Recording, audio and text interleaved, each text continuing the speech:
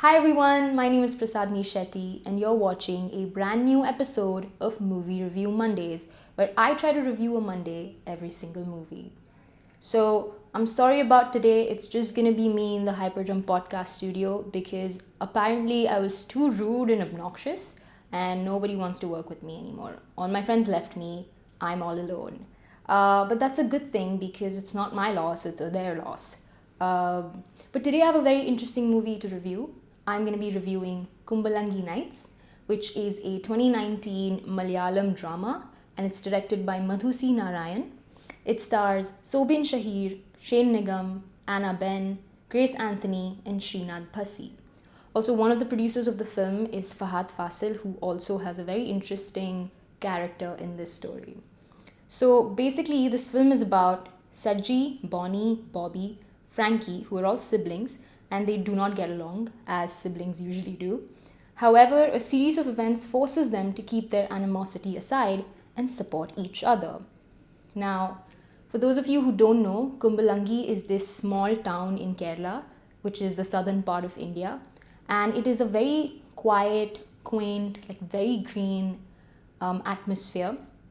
And I feel like the world that this movie set and sort of pushes you into, it does supreme justice to what Kumbalangi is on its own. I think instantly you are thrown into this beautiful world through the beautiful cinematography that complements it, and it showcases this town as this lush, quiet town with so much culture and so much history. You can tell that every character is also interlaced with cultural identity that keeps you very entranced into the film. So, usually in a story, a place is the canvas of a film, and the characters are something that fills up this canvas. But I felt like for me in this movie, the people were the canvas, and the town of Kumbalangi was a character of its own. And this was made possible definitely because of how it was depicted, with greenery, with serenity, with shots that sort of are very wider. Like, I didn't see many close-ups, it was very wide usually, and you get to see everything. You get to see the backwaters, you get to see the coconut trees, you get to see the fishing nets, and it adds so much to the world building where they don't have to spoon feed you anything.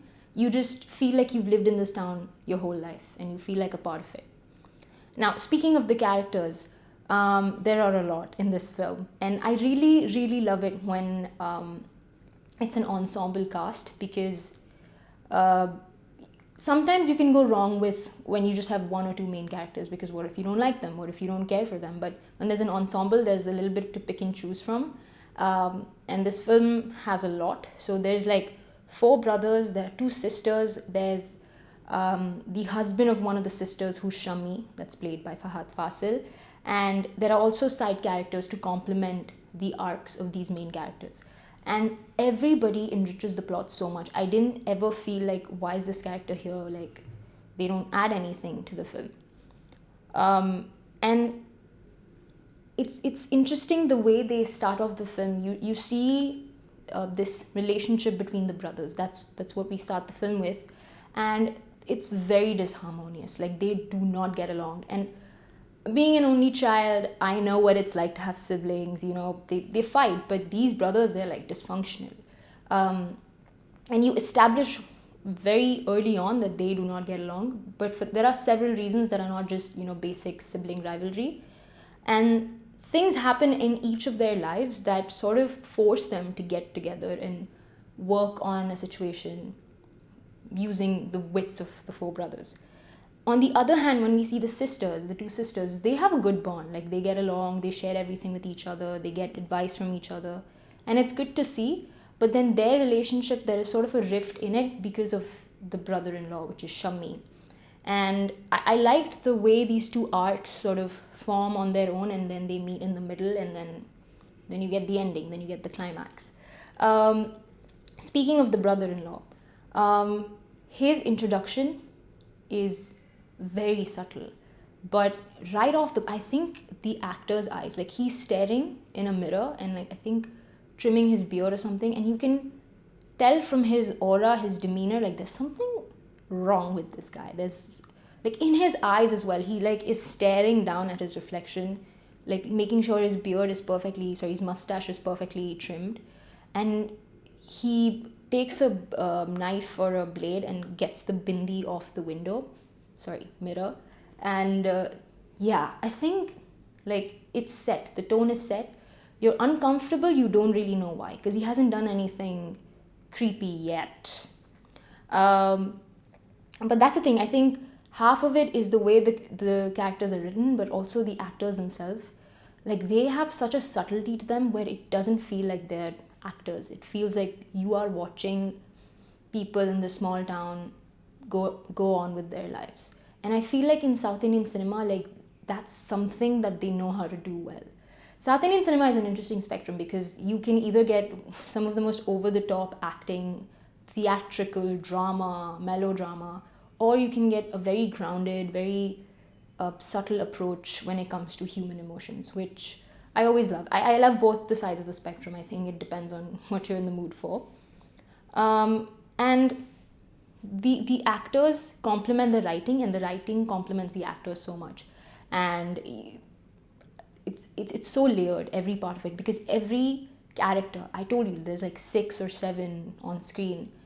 Every character has an arc, a beginning, middle, end, and the way they intertwine, their dynamics intertwine with each other, the way they interact with each other, like I think it feels so layered, and it feels like this is a well thought out, well written film. And never did I feel like this character, if I remove this character from this film, like the film would still remain. I think every actor / character had a purpose in this movie, and their arcs were so tightly written that even if there was a change in one character's personality, that affected in the others. So it was a very interwoven dynamic, which I always love to see in movies. I feel like it's very easy to get that wrong, but I don't think Kumbalangi Nights got it wrong. I think it got very close, and it was pretty cool. There's also like very push and pull tension between characters because they're brothers, and then these brothers also have love interests, and the love interests interact with the world around them. These love interests interact with the brother-in-law interacts with the sister. Like everything feels tightly woven, but that's the thing about small town, right? Like everyone's lives are connected. And yeah, it didn't feel like, why are all of them in this one specific situation? It felt very naturalistic. And I like that the film starts as a very normal family drama, and you're like, yeah, whatever, like, family, they're yelling, they're grabbing each other by their gulab jamuns. But then when it moves and you see the character, you see the story progress, you're like, this is dark. I remember why I watched this film. So I had a roommate, and I was telling her, like, I want to watch something wholesome. It's a nice summery afternoon. I want to watch something easy, breezy, something more wholesome. And she's like, oh, you should watch Kumbalangi Nights. And I was like, yeah, but I'm in the mood for something nice and wholesome. And she's like, dude, trust me, this is a very wholesome, cute film. And I'm like, are you sure? Because she could not be sure, and I don't want to get into a film with that mindset. She's like, yeah, trust me. Should not have trusted her, because I go into this film being like, everything's gonna be fine, everything's gonna work out. There's a scene where a guy literally hangs to his death, but then is saved by somebody. But then he jumps. I know I'm doing a great job explaining it, but he jumps and essentially knocks his head out, and there's blood. And I didn't think they'd go that route. I thought, they're sort of playing it for laughs a little bit. But I wasn't laughing by the end of it. I was traumatized. And in my head, I'm like, was my roommate messing with me? Like, did she want me to be traumatized? But that scene was actually a great catalyst for one of our brothers to go through his arc that was very much needed. Like, he realized that he needs help, and he went and got that help. And the characters in this film, like, they had a lot of flaws in the beginning, but I really liked that they did not glamorize any of these flaws. I feel like, not to compare a South Indian film to a Bollywood film, but I think Bollywood doesn't realize how to write well-flawed characters. either the flaws are played up for laughs, or it's just a part of them and they're never going to change. Or I don't know, or they just make these characters perfect. But with these people, I'm going to call them people because that's what they felt like.